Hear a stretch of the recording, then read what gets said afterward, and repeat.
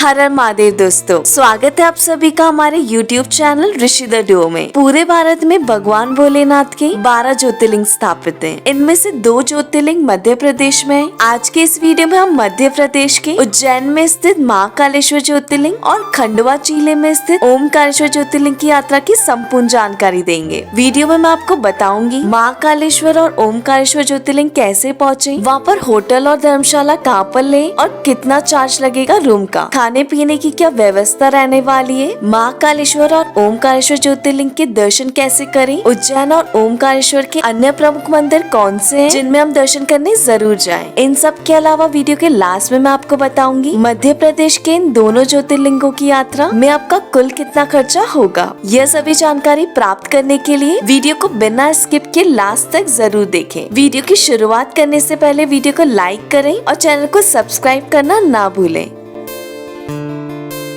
सबसे पहले हम उज्जैन में महाकालेश्वर ज्योतिर्लिंग के दर्शन करेंगे। सबसे पहले बात करते हैं कि आप उज्जैन तक कैसे पहुंच सकते हैं। उज्जैन तक आप बाय ट्रेन, बाय फ्लाइट और बाय रोड किसी भी साधन से आ सकते हैं। उज्जैन पहुंचने का सबसे अच्छा ऑप्शन ट्रेन है। देश के सभी प्रमुख शहरों से उज्जैन की डायरेक्ट ट्रेन मिल जाएगी। उज्जैन की डायरेक्ट ट्रेन नहीं है तो आप इंदौर भी आ सकते हैं। इंदौर से उज्जैन की बहुत सारी ट्रेन मिल जाएगी।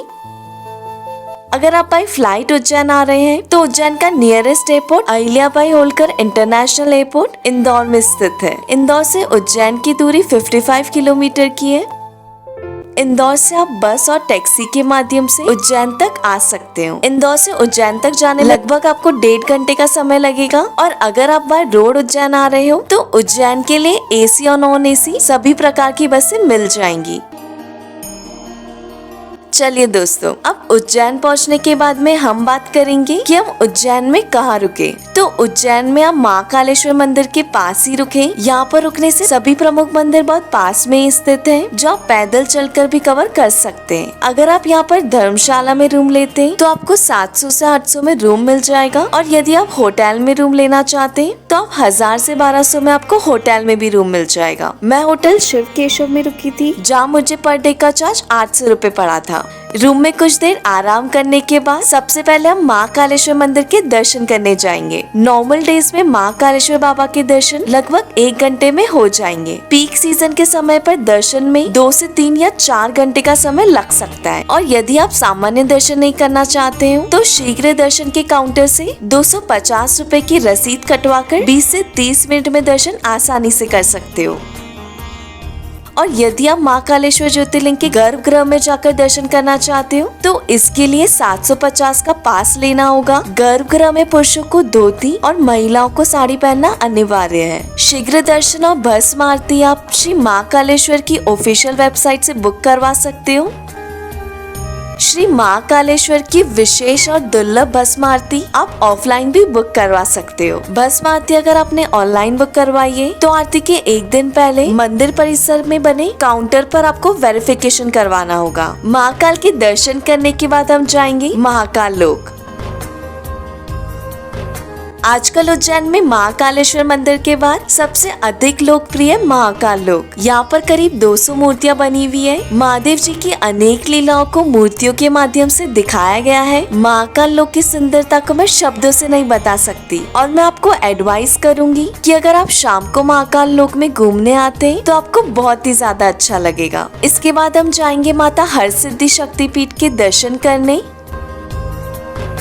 यह मंदिर माता सती के 51 शक्तिपीठों में शामिल है। यहाँ पर माता सती की कोहनी गिरी थी। रात के समय में माँ हरसिद्धि मंदिर में दीपों की बहुत ही शानदार आरती की जाती है। इसके बाद यहाँ से 250 मीटर की दूरी पर हम राम घाट पर चलेंगे। ये उज्जैन का सबसे प्रसिद्ध घाट है। रोजाना शाम के समय पर राम घाट पर शिप्रा आरती का आयोजन किया जाता है। शिप्रा आरती उज्जैन का मुख्य आकर्षक केंद्र है। इसके बाद आप विक्रमादित्य मंदिर में दर्शन करने चले जाएं। यहाँ पर विक्रमादित्य की बहुत ही बड़ी प्रतिमा बनाई गई है। दोस्तों, इन सभी मंदिरों में दर्शन करने के बाद अब हम लोग चलेंगे उन मंदिरों में जो यहाँ से 7 से 8 किलोमीटर की दूरी पर स्थित है। तो सबसे पहले हम लोग चलेंगे श्री काल भैरव मंदिर में दर्शन करने।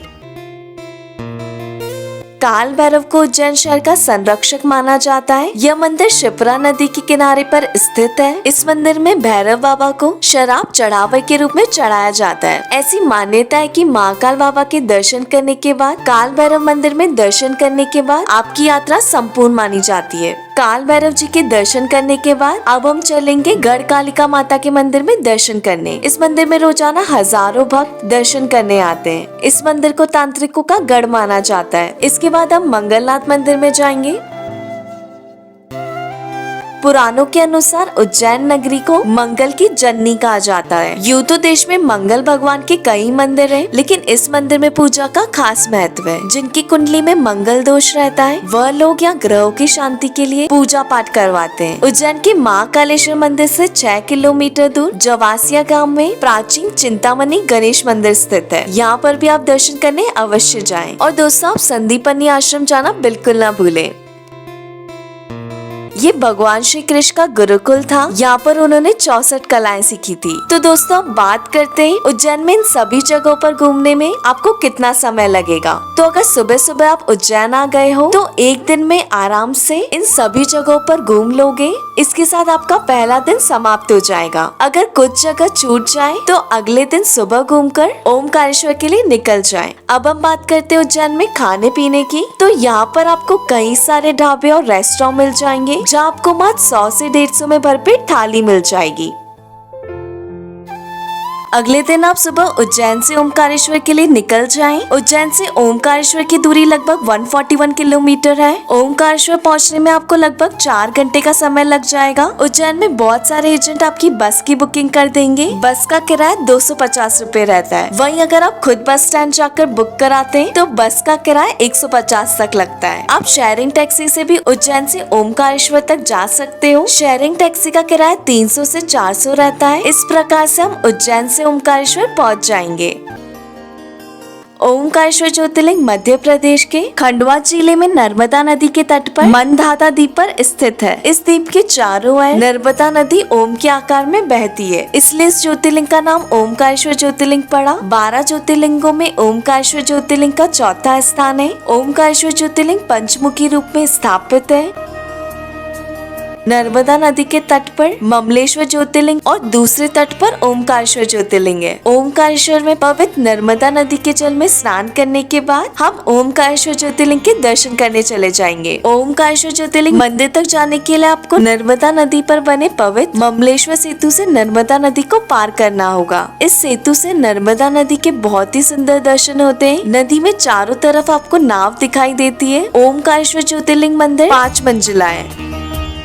सामान्य दिनों में ज्योतिर्लिंग के दर्शन में आपको 3 से 4 या 5 घंटे का समय लगता है। अगर मंदिर में अधिक भीड़ है तो आप 300 रूपए में VIP दर्शन भी कर सकते हो। VIP दर्शन की बुकिंग आप मंदिर प्रांगण में बने काउंटर से करवा लें। VIP दर्शन आप ऑनलाइन भी बुक करवा सकते हो। ऑनलाइन बुकिंग के लिए ओमकारेश्वर मंदिर की ऑफिशियल वेबसाइट में स्क्रीन पर मेंशन कर दूंगी। ओमकारेश्वर ज्योतिर्लिंग के दर्शन करने के बाद आप ममलेश्वर ज्योतिर्लिंग के दर्शन करना ना भूलें, तभी आपकी ओमकारेश्वर की यात्रा सफल मानी जाती है।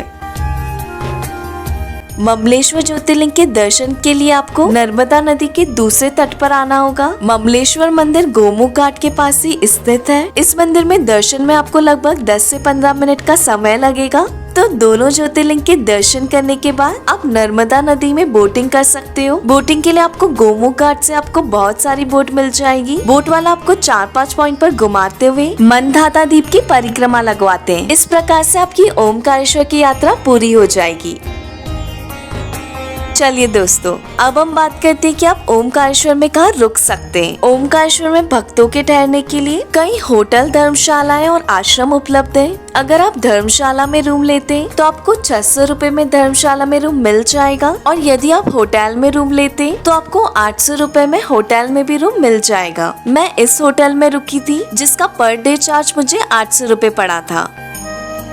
चलिए दोस्तों, अब हम ओमकारेश्वर में खाने पीने की व्यवस्था की बात करते हैं। तो यहाँ पर आपको कई सारे ढाबे और रेस्टोरेंट मिल जाएंगे जहाँ पर मात्र 100 से 150 रूपए में स्वादिष्ट भोजन की थाली मिल जाएगी। इस प्रकार से मध्य प्रदेश के दोनों ज्योतिर्लिंगों के दर्शन हो जाएंगे। ओमकारेश्वर में नाइट स्टे करने के बाद अगले दिन आप आपके शहर लौट जाएं। दोस्तों अब अंत में सबसे जरूरी बात करते हैं कि आपको महाकालेश्वर उज्जैन और ओमकारेश्वर ज्योतिर्लिंग की यात्रा में कितना खर्च आने वाला है।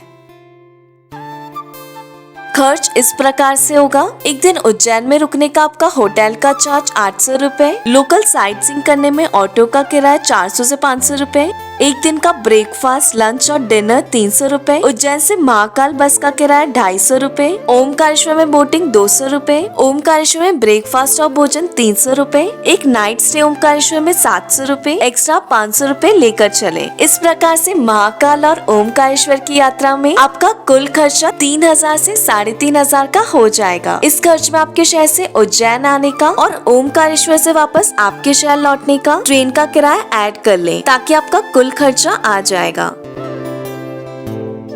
तो दोस्तों ये था कि आप उज्जैन और ओमकारेश्वर की यात्रा बजट में कैसे कर सकते हैं। दोस्तों वीडियो बनाने में बहुत ही ज्यादा मेहनत लगती है, तो अगर आपको ये वीडियो पसंद आई हो तो प्लीज इस वीडियो को लाइक करें और अगर आपके कोई भी डाउट या क्वेश्चन है तो आप कमेंट में मुझसे पूछ सकते हैं। और अभी तक अगर आपने अपने चैनल ऋषि द ढो को सब्सक्राइब नहीं किया तो जल्दी से सब्सक्राइब कर लीजिए। मिलते हैं आप सबसे जल्दी एक नई वीडियो के साथ। हर हर महादेव दोस्तों।